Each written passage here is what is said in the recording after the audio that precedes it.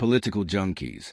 It's your host here at UK Tribune, where we don't just report politics, we dissect it with all its glorious messiness intact. Hold on to your cuppa, because Parliament just witnessed what can only be described as political drive-by.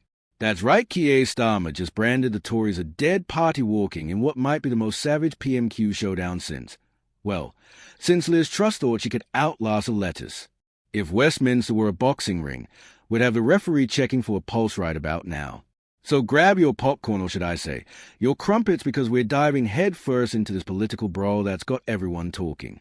Now, before we get to the knockout punch, let's set the scene of this parliamentary smackdown. In the blue corner, Kemi Badenoch, the new Conservative leader trying desperately to perform CPR on her flatline party.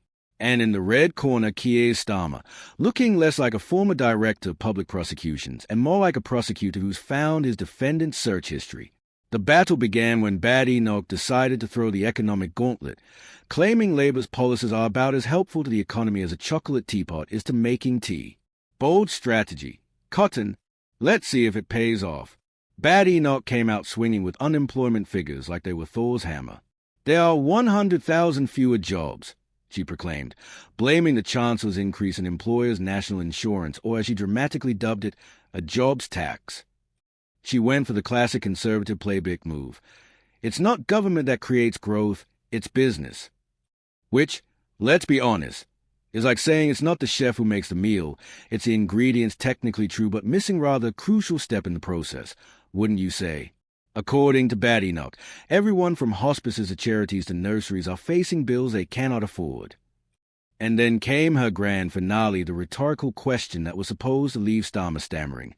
When will he admit that Labour isn't working? Because, folks, Starmer didn't just respond, he unleashed what can only be described as a political exorcism. She should listen to business.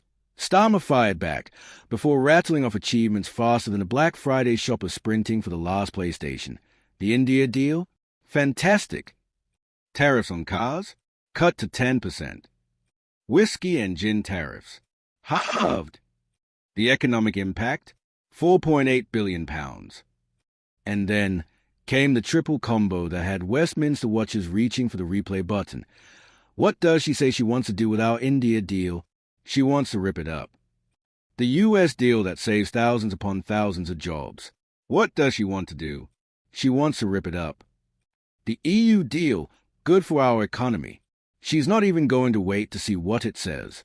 She absurdly says she's going to rip it up. Free trade deals. Free knockout blows. It was like watching someone play political whack-a-mole with the opposition's entire economic strategy.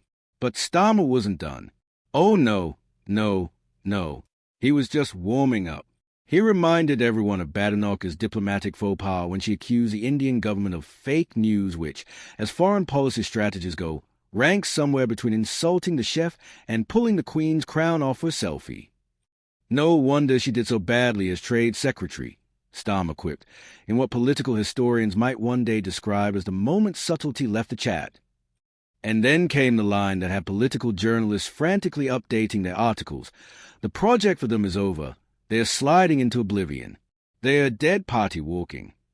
Not so much a MIC drop as a piano drop from a 10-story window.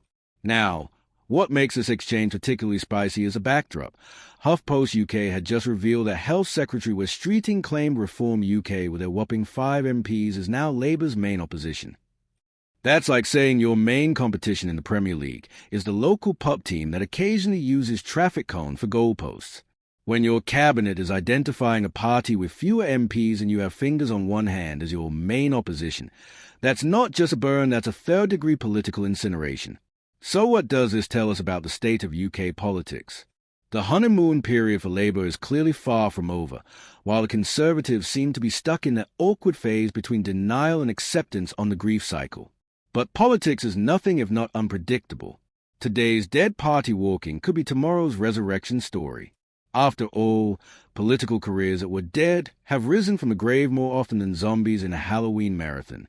So, political thrill-seekers, what do you think? Is Starmer right that the Conservatives are politically zombified? Or is Badenoch justified in her economic concerns? Get fighting in those comments below, but keep it cleaner than PMQs. Yeah? If you enjoyed this political autopsy, smash that subscribe button harder than Starmer smashed the opposition's confidence. Ring that notification bell to stay updated faster than a U-turning minister. And if you really want to support independent political coverage with actual personality, become a member of UK Tribune today. Until next time, remember, in politics, just like in life, it's not the size of the parliamentary majority in the fight, but the fight in the parliamentary majority. This has been UK Tribune, where we don't just report politics, we perform the post-mortem.